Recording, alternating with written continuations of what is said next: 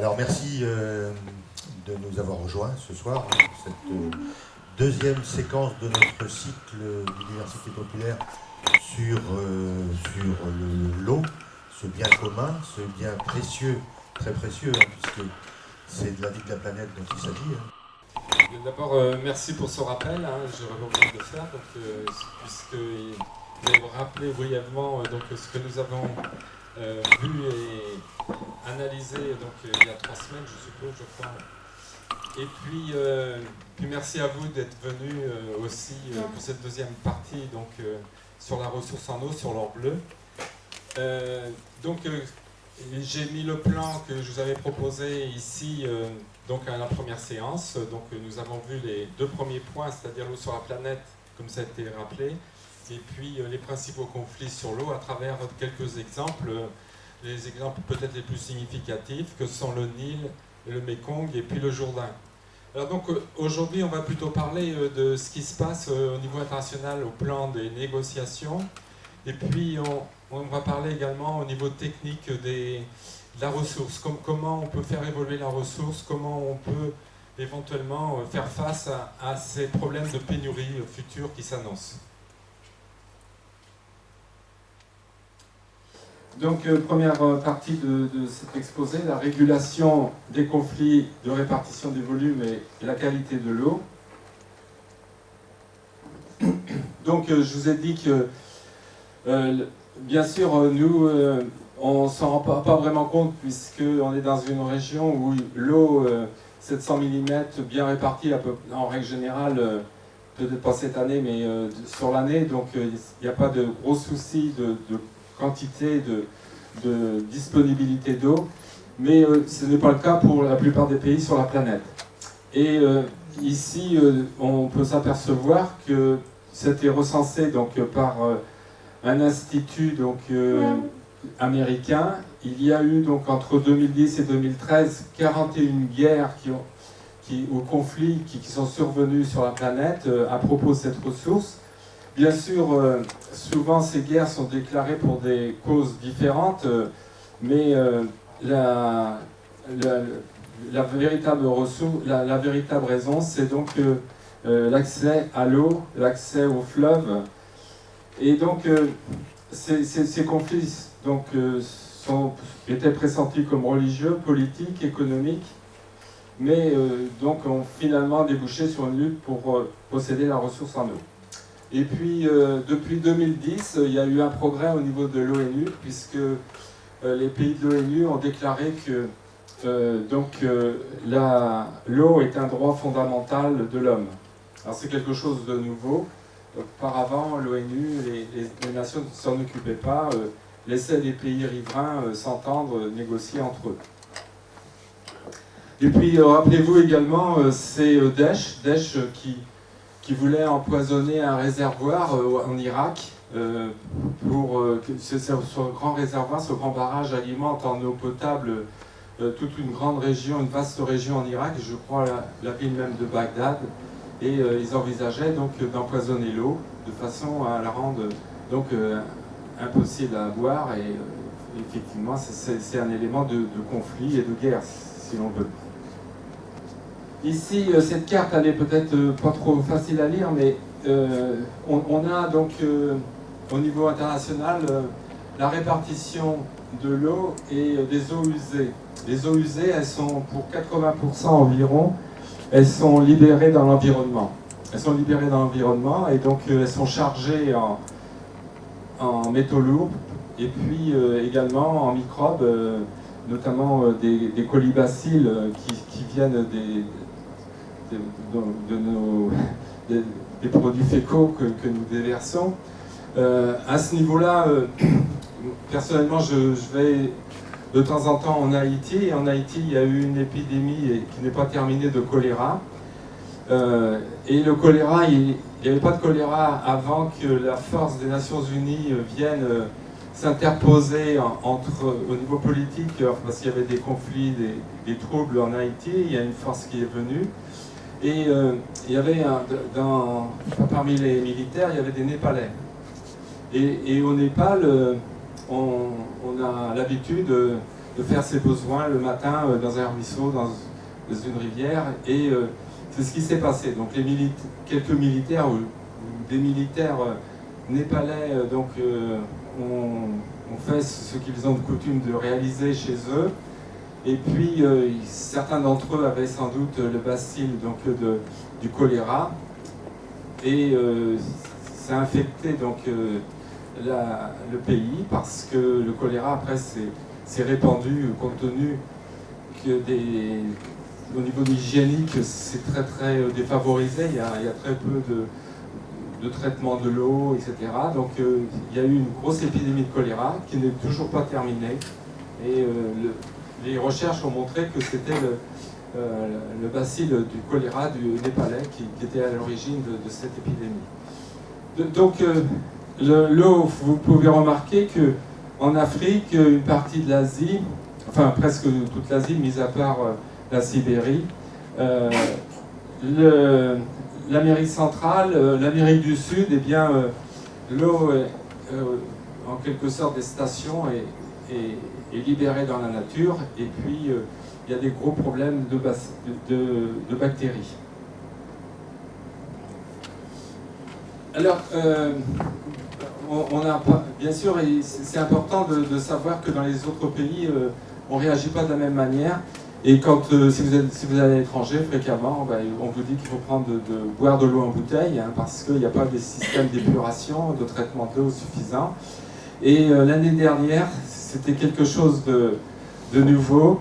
C'est à New Delhi. Et à New Delhi, il y a donc une société française qui a équipé en eau, qui a fait les infrastructures pour traiter l'eau et distribuer l'eau. Et c'était quelque chose de tout à fait nouveau. New Delhi, c'est la capitale de l'Inde. L'Inde, c'est plus d'1 milliard d'habitants et les Indiens donc commencent à avoir de l'eau potable au robinet. On va voir ça un petit peu, un extrait avec ce film. Le réchauffement climatique pourrait accentuer des phénomènes comme El Niño et ses pluies torrentielles, mais aussi évidemment des épisodes de sécheresse comme ceux qui sévissent en ce moment au Nigeria ou dans l'est de l'Afrique.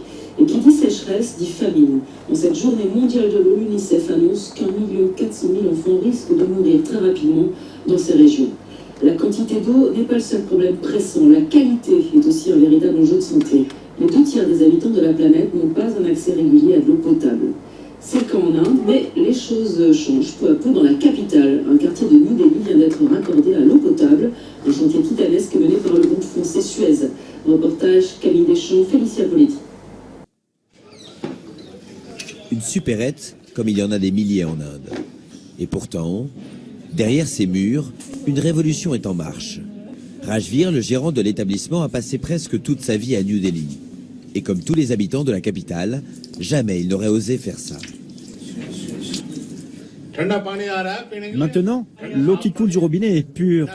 On peut même remplir nos bouteilles avec. Avant, je devais aller au marché tous les jours pour acheter 2 bidons de 20 litres d'eau. Ça me coûtait 40 € par mois. Je devais sans cesse me préoccuper d'économiser de l'argent.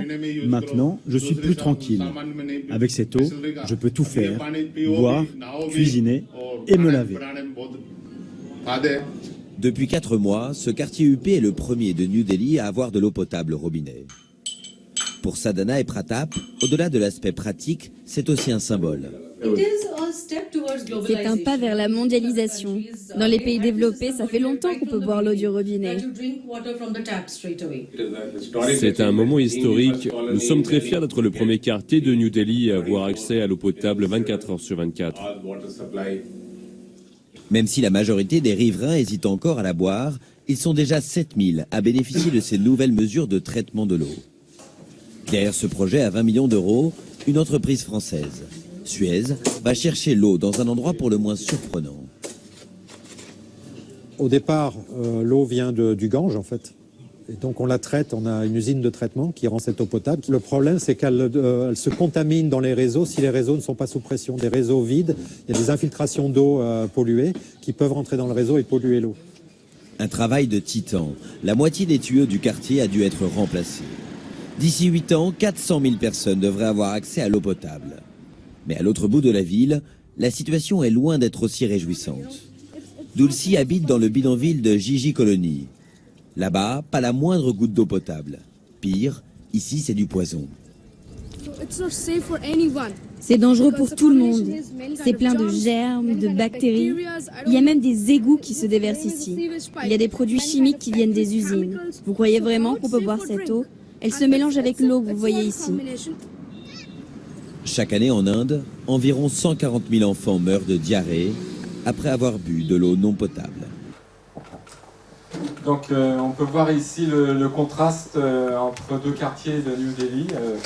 Bon, ils ont commencé par le quartier UP, si on veut, pour distribuer l'eau potable, et puis les quartiers donc, défavorisés où l'eau est insalubre et même poison, hein, comme ils le disent.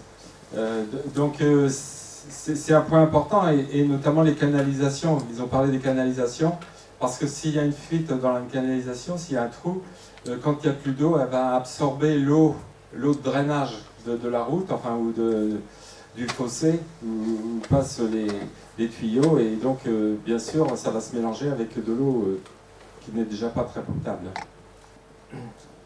Donc, les eaux usées constituent une précieuse source donc d'eau et de nutriments, c'est-à-dire que de plus en plus, aujourd'hui, dans beaucoup de pays, on fait attention à ces eaux usées en pensant qu'on va pouvoir les réutiliser, soit pour des besoins, on va le voir, agricoles, ou pour des besoins de consommation. Pour l'ONU, donc c'est la définition qu'ils ont donnée. Donc les eaux usées sont le nouvel or noir, et puis je vais vous montrer quelques exemples. Donc il y a des nouvelles stations d'épuration qui sont créées, notamment au Mexique. Il y en a également en Espagne, et puis on va le voir à Singapour. Et ces stations d'épuration ont pour but de purifier l'eau et de la rendre propre à l'utilisation pour des besoins d'irrigation, par exemple, et puis dans les cas les meilleurs, même pour la boisson. Ici, c'est une photo d'une station d'épuration à Singapour. Et puis, apparemment, il y a la même station qui a été créée en Namibie. En Namibie, c'est dans le sud de l'Afrique, c'est donc désertique. Et je suppose que l'eau est très rare et très chère et précieuse. Donc, également, on peut citer le cas de la réutilisation des eaux de traitement en France. Notamment c'est autorisé depuis 2010 seulement, de façon très encadrée, pour l'arrosage des espaces verts et des golfs, ainsi que pour l'arrosage des terrains agricoles. Les terrains agricoles, qui dit arrosage des terrains agricoles, c'est plus délicat, parce que si vous avez les Chez Coli, par exemple, dans l'eau qui demeure, donc on contamine également les plantes que l'on consommera. Mais avec les nouveaux moyens de purification, donc on va aller vers de plus en plus d'utilisation des eaux de traitement, des stations d'épuration. Donc on arrive dans certains pays, et notamment à Singapour, à boire l'eau recyclée. Donc également à San Diego, aux États-Unis. San Diego, donc l'eau recyclée est réinjectée dans le circuit d'eau potable de la ville. Et puis on peut citer également la Vendée, qui va faire une retenue d'eau, parce qu'en Vendée on manque d'eau potable également dans certaines régions de Vendée, et donc il y a des projets de faire des retenues d'eau et puis ensuite de la réutiliser pour peut-être dans un premier temps pour l'arrosage, quoi. Donc boire l'eau recyclée, on va voir ce petit reportage. Les progrès de la science, Singapour en profite également à sa façon. Cet état du sud-est asiatique, hier en pénurie d'eau sans nappe phréatique exploitable, dépendait totalement de la Malaisie voisine pour son approvisionnement. Singapour a su innover à tel point que l'île est aujourd'hui à la pointe sur le marché de l'eau. Un reportage de Charles-Henri Dupoisin. Dans ces bouteilles se trouve de l'eau d'une source surprenante. Ces personnes s'apprêtent à goûter aux eaux usées, filtrées puis recyclées de Singapour. Nommée New Water, l'eau nouvelle est principalement utilisée dans l'industrie. mais elle coule désormais du robinet dans un nombre croissant de maisons. Et même les touristes l'apprécient. Bien sûr, ça a le même goût que l'eau. Elle est rafraîchissante, avec un arrière-goût assez doux. Mais le plus important est de savoir qu'elle est potable et qu'il y a un processus rigoureux pour la rendre propre. Et j'ai même lu sur leur site que cette eau dépassait tous les standards de l'OMS. Tous les écoliers du pays viennent visiter l'usine de retraitement à la découverte de cette nouvelle source intarissable. Singapour est une île sans nappe phréatique qui ne veut plus dépendre de la Malaisie voisine. Une indépendance qu'elle veut atteindre d'ici 2060, grâce notamment à la désalinisation de l'eau de mer, à la récolte des eaux de pluie dans différents réservoirs placés dans la ville, et surtout grâce à une grande marina et à son barrage qui sépare l'eau douce de la mer. De sa faiblesse, Singapour fait une force et devient ainsi un nouveau centre du marché de l'eau en Asie. Nous n'avions que 50 entreprises dans le domaine de l'eau il y a 10 ans. Aujourd'hui, il y en a 180. Nous avons un lieu qui s'appelle le Water Hub, où les entreprises peuvent se rencontrer et développer tout un écosystème et une industrie autour de l'eau. Un environnement propice dans lequel l'entreprise de David Pang prospère. Depuis 3 ans, cet hydro-entrepreneur développe de nouveaux types de filtres à eau. Nous sommes en train de réaliser le manuel de notre nouveau produit que nous lançons dans 2 mois. Un quart de la population mondiale boit toujours une eau impropre. Ces nouveaux filtres pourraient révolutionner leur quotidien. Si nous n'étions pas à Singapour, nous aurions mis plus de temps pour acquérir certaines technologies. Et aussi pour avoir la bonne expertise pour développer la technologie adéquate pour nos filtres à eau. D'ici à 2025, le marché mondial de l'eau devrait atteindre 1000 milliards d'euros. Un marché lucratif qui génère de nombreuses convoitises, car l'eau pourrait devenir la première source de tensions géopolitiques au XXIe siècle. Donc voilà un peu le futur, hein, pourquoi pas à la chapelle, hein. Donc de l'eau en bouteille, de bons millésimes vraisemblablement. Donc je vous ai dit il y a quelques semaines qu'il y avait environ dans le monde 263 cours d'eau internationaux, c'est-à-dire des cours d'eau où le fleuve coule sur plusieurs pays.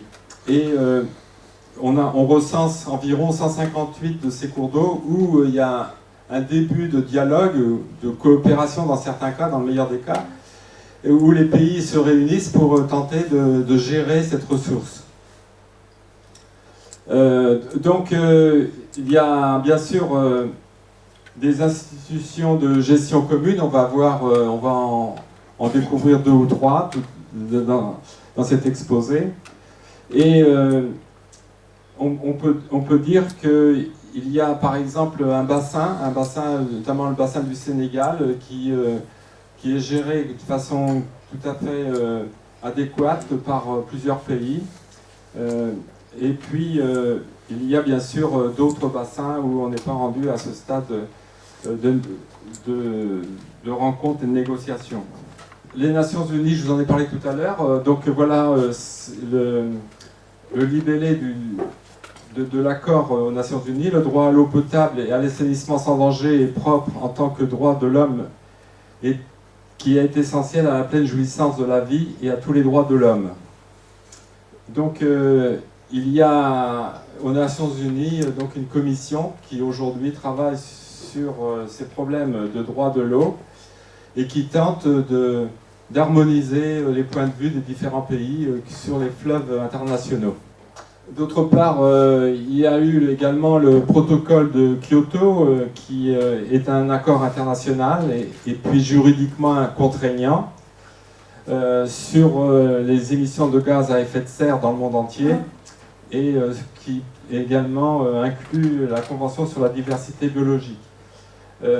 Tout ça va dans ce cadre-là, de préserver les ressources en eau et la qualité de l'eau.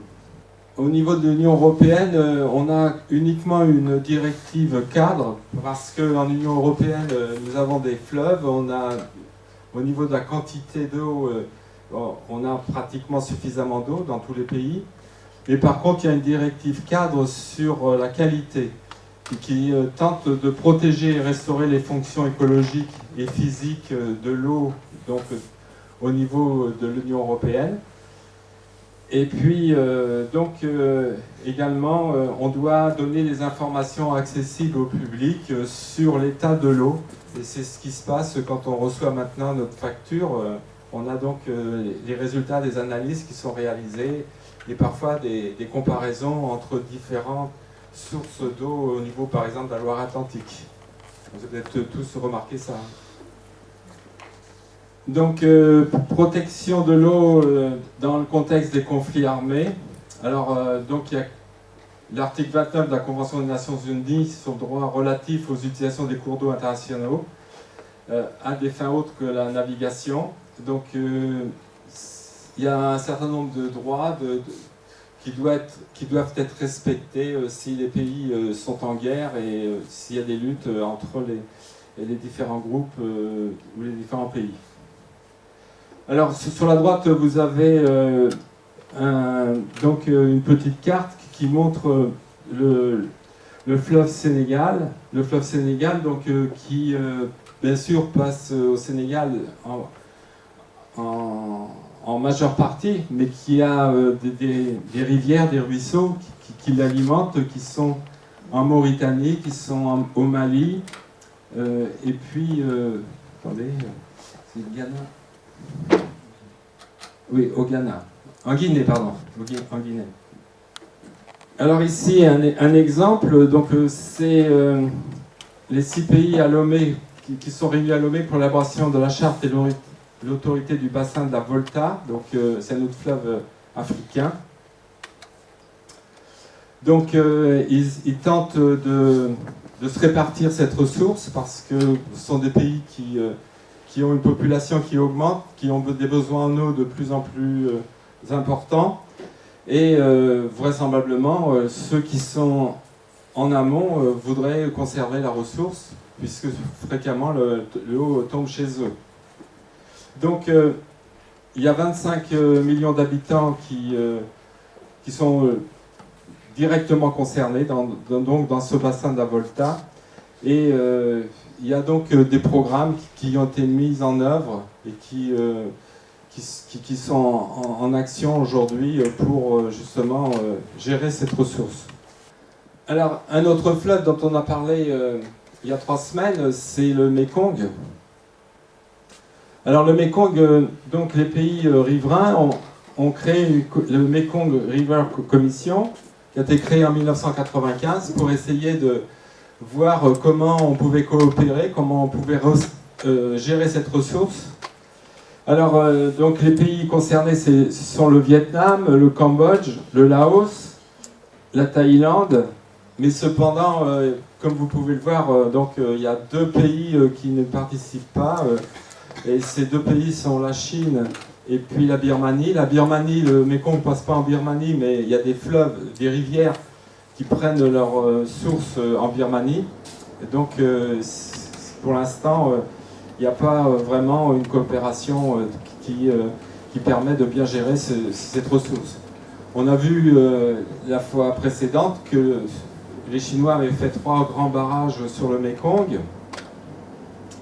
On a vu, je vous avais dit également que le Laos avait en projet 70 barrages sur les affluents du Mékong pour faire des barrages hydroélectriques et devenir ce qu'ils appellent la pile de l'Asie et vendre ensuite l'électricité à la Thaïlande, voire au Vietnam. Alors un autre fleuve important, on va changer un peu de région, là on part en Amérique, donc c'est le Colorado. Alors le Colorado il prend sa source donc bien sûr la montagne rocheuse aux États-Unis. Il descend donc vers le Mexique, l'embouchure du Colorado est au Mexique. Et le Colorado est très important pour un certain nombre d'États américains, puisque ça va être une source d'eau pour notamment l'irrigation de vastes zones de culture, maïs, soja par exemple, qui exige beaucoup d'eau. Et puis il va également être une source d'approvisionnement en eau pour des grandes villes comme Las Vegas.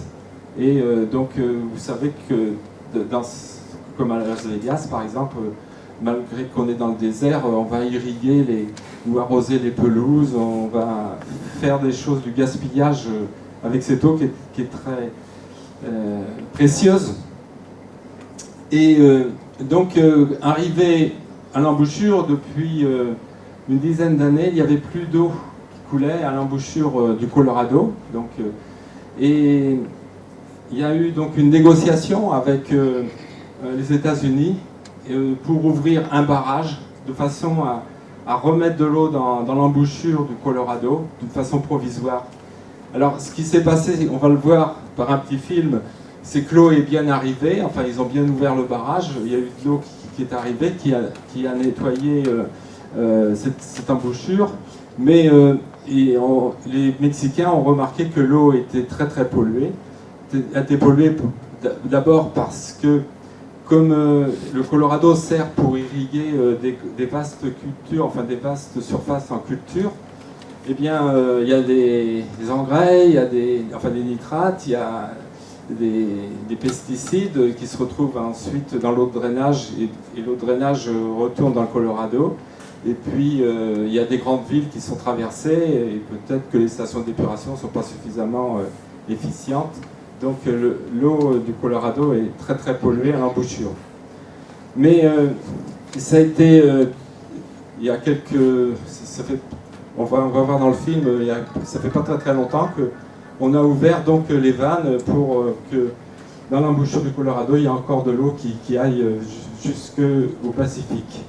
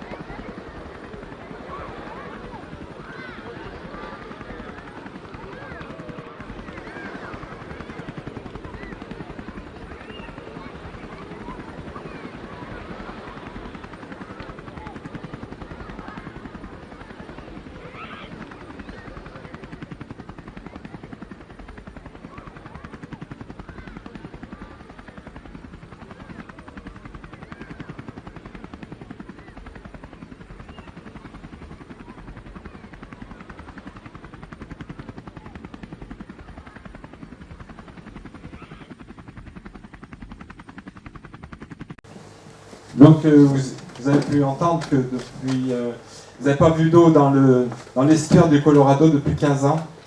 Et pour eux, ils ont fait la fête, hein, et malheureusement, ils ont refermé les vannes, quoi. Donc, on peut imaginer ces situations si c'était la Loire, hein, où il n'y avait plus d'eau qui coulait vers l'estuaire, vers Saint-Nazaire, par exemple. Et là, on voit comment le Colorado, bon, ben, c'est un fleuve de sable, hein, ensablé, hein, on voit très bien. Et puis, le problème, c'est que l'eau du Colorado est utilisée donc, pour l'agriculture en grande partie, et puis pour les villes, pour les besoins des habitants, et bien sûr, et puis parfois pour irriguer les terrains de golf dans le désert, notamment dans le désert du Nevada. Alors, au niveau mondial, on peut également noter hein, qu'il y a des projets de transfert massif entre différentes régions. On va en évoquer deux. Alors, tout d'abord, au Brésil, il y a un projet qui concerne un fleuve qui fait 20 km de large quand il rejoint l'Amazone, c'est le Tapajós. C'est donc un fleuve très important qui coule, qui vient du Pérou, qui prend sa source au Pérou. Et l'eau est relativement propre. Elle est relativement propre. Le pH de l'eau est faible, il est de 4,5 parce qu'il y a des feuilles de la forêt amazonienne qui se décomposent dans l'eau et qui la rendent plus acide. Et ce qui est merveilleux, c'est qu'il n'y a pas de moustiques dans ces régions, parce que les moustiques ne peuvent pas se développer, ou tout au moins les larves de moustiques ne se développent pas dans l'eau qui a un pH bas. Alors donc, et elle est propre parce que c'est un fleuve qui est ensablé, donc qui filtre aussi l'eau. Donc les Brésiliens essaient de conserver cette pureté de l'eau du Tapajós parce que s'il se jette dans l'Amazone, mais l'Amazone, le fleuve est plutôt sale, enfin, il y a beaucoup d'argile, il y a donc, par contre, le Tapajós, les bateaux de mer arrivent jusqu'à Santarém, qui est à 500 km de la côte atlantique. Les gros bateaux arrivent jusqu'à Santarém parce que c'est un port qui est utilisé pour l'exportation du soja. Hein, donc il y a des grosses installations Cargill notamment à Santarém.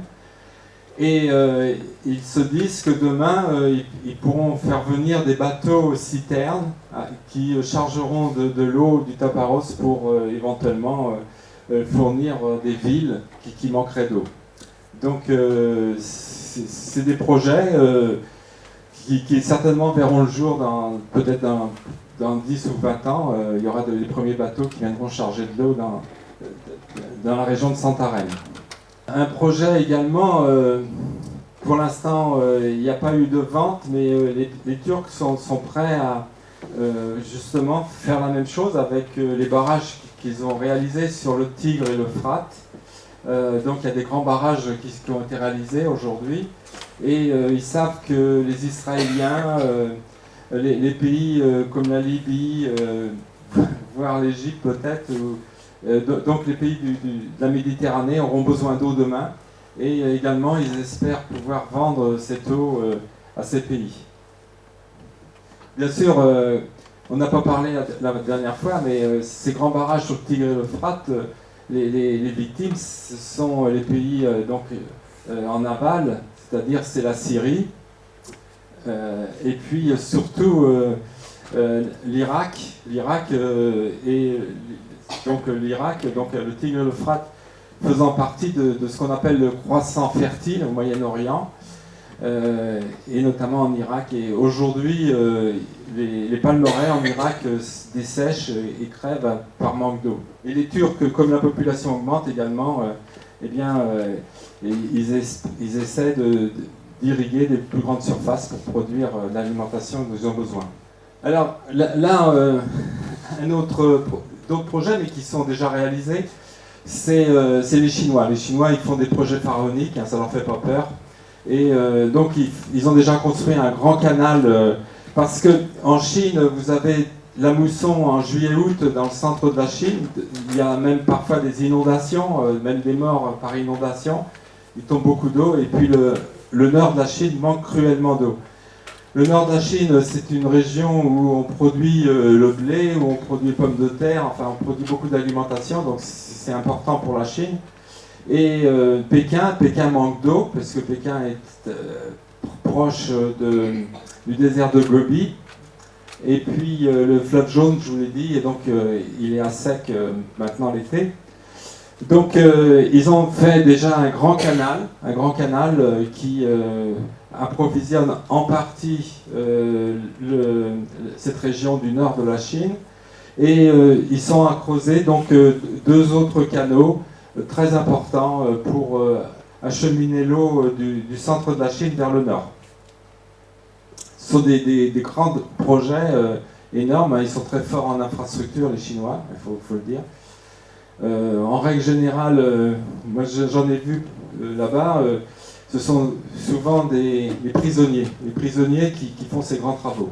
Hein, c'est-à-dire les Chinois, ils sont pour la réhabilitation par le travail, et donc les prisonniers sont les premiers donc, sur ces grands chantiers.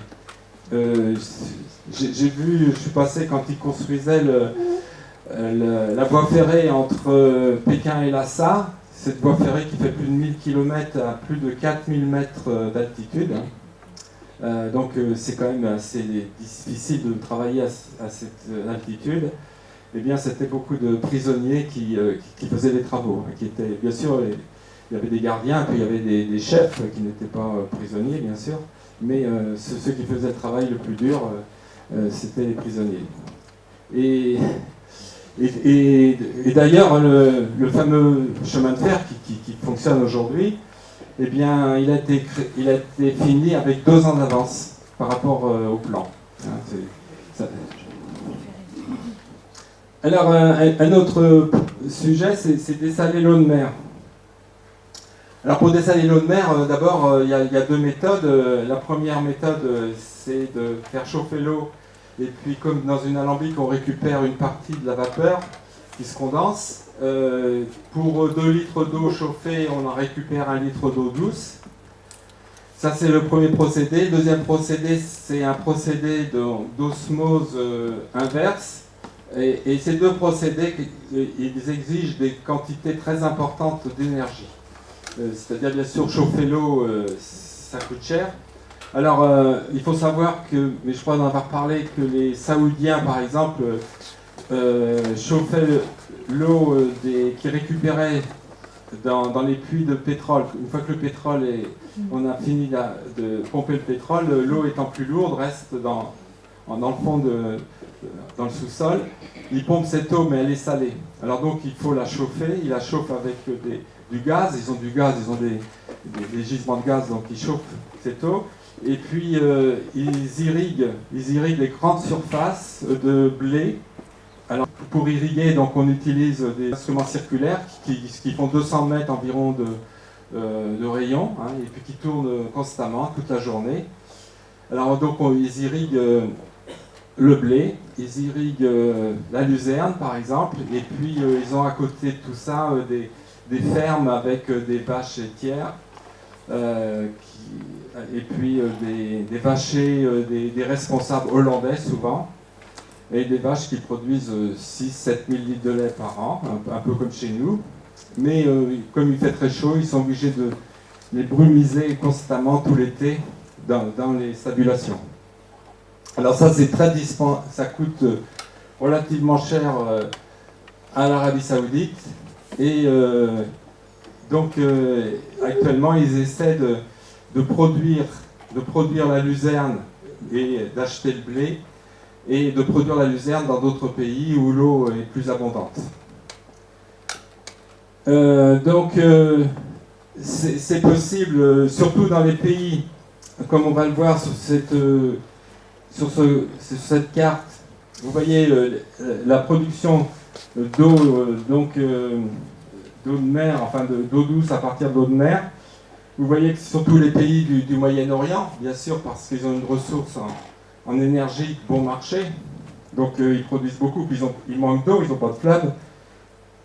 Vous pouvez voir également l'Espagne quand même, c'est quand même très important. Ils produisent également de l'eau douce, eux, pour irriguer les surfaces dans la région d'Almeria, maintenant, parce qu'ils ont utilisé complètement la nappe phréatique. La nappe phréatique est terminée. Maintenant, c'est l'eau de mer de la Méditerranée qui s'infiltre dans cette nappe phréatique. Aujourd'hui, ils utilisent donc l'eau, le dessalement de l'eau de mer pour pouvoir irriguer les surfaces en serre, en tomates, en concombres, en poivrons que nous trouvons maintenant depuis quelques semaines sur nos étals de supermarchés. Donc c'est pas une solution très très intéressante. Ici c'est une photo d'une usine de désalinisation.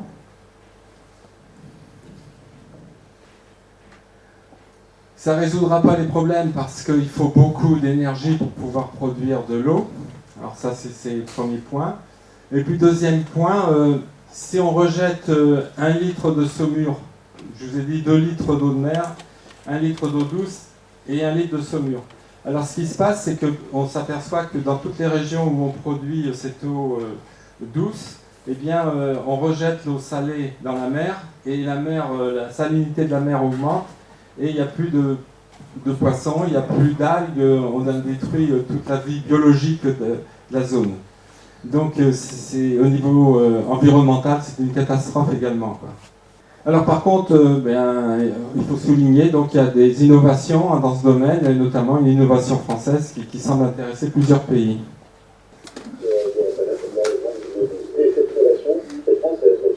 C'est à Saint-Raphaël qu'on peut la voir, c'est surtout très simple. Parce que je suis sûr que vous connaissez le système. Et il y avait une petite ruse à avoir pour pouvoir le pérenniser. Ce système, c'est tout simplement d'aspirer de l'eau de mer, de la laisser au soleil dans une bulle et de faire de la condensation. Et vous récupérez, bien sûr, les gouttelettes d'eau qui sont justement désalinisées. Enfin, il n'y a plus de sel. Après, vous pouvez remettre justement quelques sels minéraux à l'intérieur de cette eau. Mais du coup, cette bulle qui peut arriver à faire jusqu'à 10 litres d'eau potable, et c'est quand même assez sensationnel parce qu'il n'y a pas besoin d'énergie fossile. C'est 100% énergie renouvelable. Vous avez une ferme, regardez là, vous avez une ferme avec 5 bulles, l'eau monte. Alors la seule chose qu'il fallait trouver, c'est quand vous aspirez l'eau, vous aspirez également des résidus. De la terre, de la boue. Et donc ensuite, il faut quand ça reparte que ça ne bouge pas les canalisations. Et c'est ce qu'ils ont réussi à faire. C'est vrai, finalement, leur innovation, elle est presque plus là que sur l'idée de la bulle et de la condensation, qui est quelque chose d'assez connu. Mais pour des pays du Moyen-Orient, d'Afrique, d'ailleurs, les Chinois et le Moyen-Orient sont déjà intéressés par ces fermes pour pouvoir justement produire de l'eau douce. Regardez comment ça fonctionne. On est allé à Saint-Raphaël et vous pouvez aller voir cette ferme jusqu'au mois de décembre.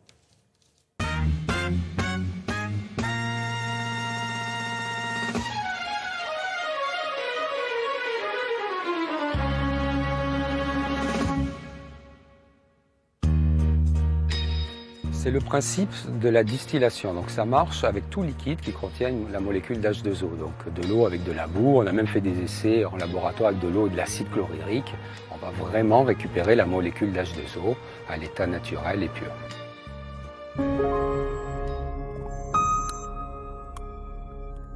Le principe de fonctionnement est tout simple. On a un petit panneau solaire qui alimente une toute petite pompe qui va puiser de l'eau de mer. Cette eau de mer va arriver dans un module central qui va avoir pour fonction de répartir après une fine lamelle d'eau à l'intérieur des sphères. Le soleil après va chauffer donc ce plateau, il va y avoir une évaporation et la condensation en fait elle va être piégée à l'intérieur des sphères. Les micro-gouttelettes d'eau vont se former donc toujours à l'intérieur des sphères, elles vont couler le long des parois et au pôle sud donc de ces sphères on va récupérer de l'eau pure, distillée, potable. Il n'y a absolument aucun minéraux à l'intérieur, il n'y a plus de germes, il n'y a plus de bactéries, puisqu'on est monté à plus de 100 degrés. Et on va la reminéraliser, c'est les sphères qui, par un petit tuyau, vont redonner un petit peu de sels minéraux qu'elles vont prendre dans l'eau de mer qui aura été chauffée. Et donc on va pouvoir, à la sortie du système, directement récupérer cette eau et la consommer.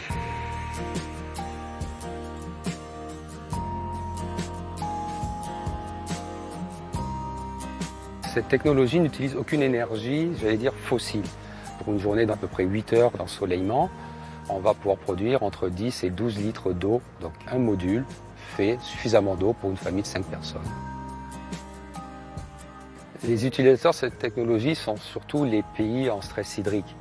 Vous avez des pays qui manquent d'eau potable, donc qui s'équipent avec des centrales de dessalement qui sont énergivores, qui produisent beaucoup de CO2. L'objectif, c'est vraiment d'apporter une eau qui n'est pas chère du tout, de consommer l'eau là où elle est produite et de refixer des populations. On peut imaginer des fermes de 200, 300 sphères, voire même un millier de sphères. On monte les sphères en série et on va en assembler autant que besoin. Le coût d'une sphère, c'est quelques centaines d'euros par module. La durée de vie, elle est liée à la durée de vie des matériaux qui la composent. Nous l'avons conçue pour qu'on ait une durée de vie de 30 ans. Ce sera certainement l'eau potable la moins chère au monde aujourd'hui. Ce qui est incroyable, hein, oui, c'est ça, c'est que là, on peut imaginer énormément de développement. Puisque ça marche au solaire, hein, il n'y a pas d'énergie fossile pour faire fonctionner la pompe, et ça peut marcher également avec une éolienne, exactement. Et donc, beaucoup de pays sont déjà intéressés pour justement produire leur propre eau potable comme ça. Même imaginer un cargo sur le long des côtes désertiques qui fabriquerait de l'eau douce à partir de l'eau de mer. Merci beaucoup, c'est une jolie note d'espoir. Donc vous voyez, il y a des avancées techniques. Bon, bien sûr, c'est pas pour produire de l'eau pour l'instant en très très grande quantité, mais ça peut être des solutions pour des gens, pour un foyer, etc. Apparemment, quelque chose d'innovant et d'assez intéressant.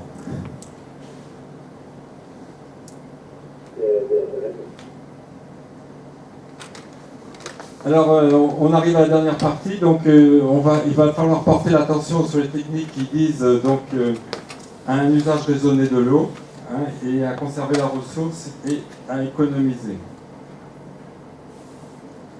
Dans les pays en développement, le rôle des femmes est important dans la gestion de l'eau, hein, parce que c'est elles qui ont cette corvée d'apporter l'eau au foyer et d'aller chercher l'eau parfois très loin dans la ville ou plutôt dans la campagne. Donc c'est important que les femmes, notamment dans les pays en développement, soient intégrées dans cette recherche justement de meilleure gestion de l'eau. Économiser l'eau, bien sûr, c'est important.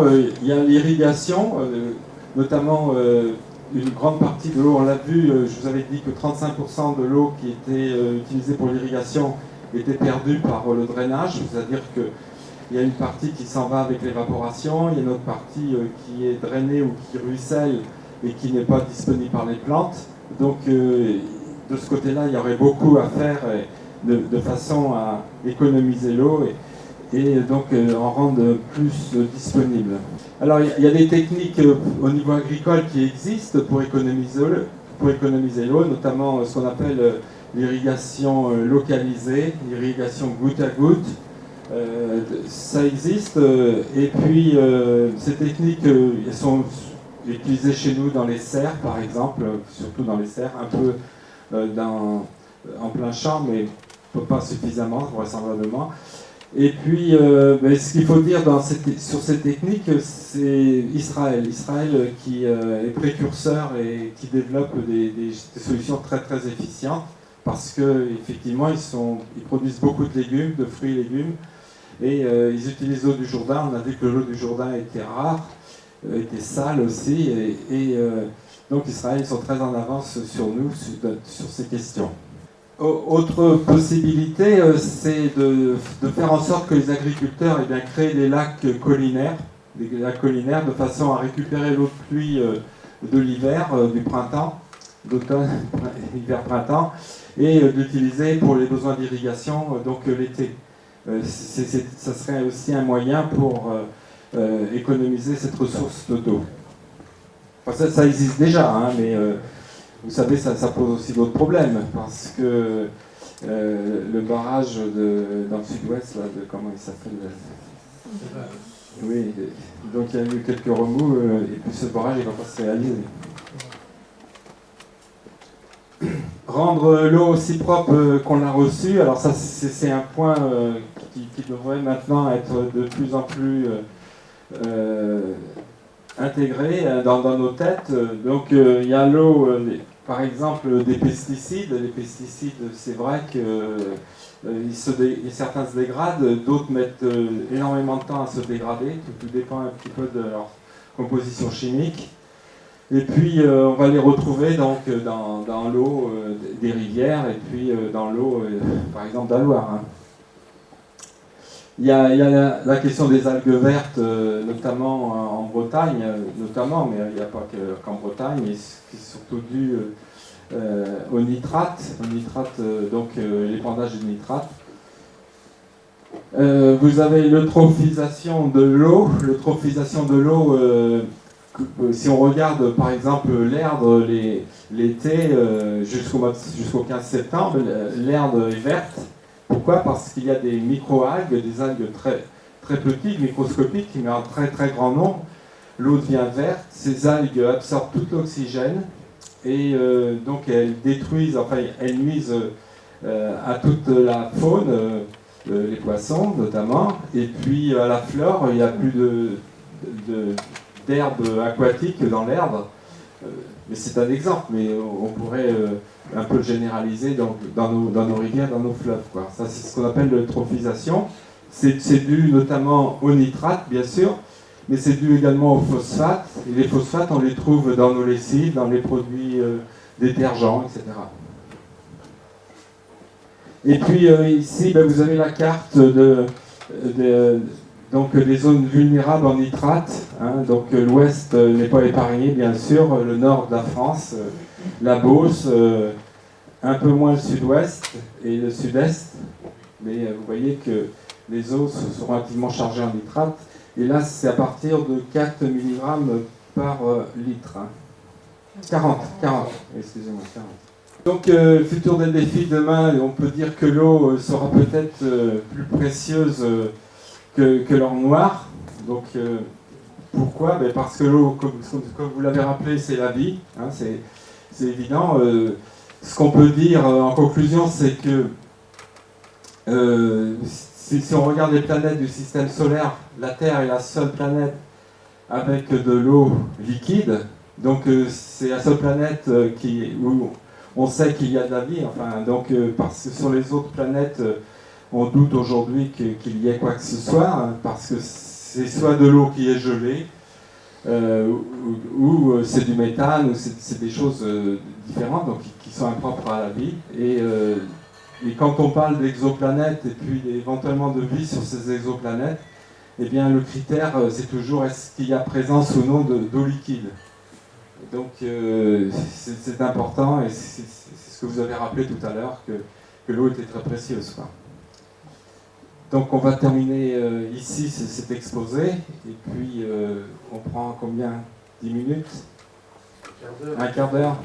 Oui, d'accord. Et puis ensuite on passera aux questions. Bien, merci, bon rendez-vous tout à l'heure, donc on peut faire à 22h.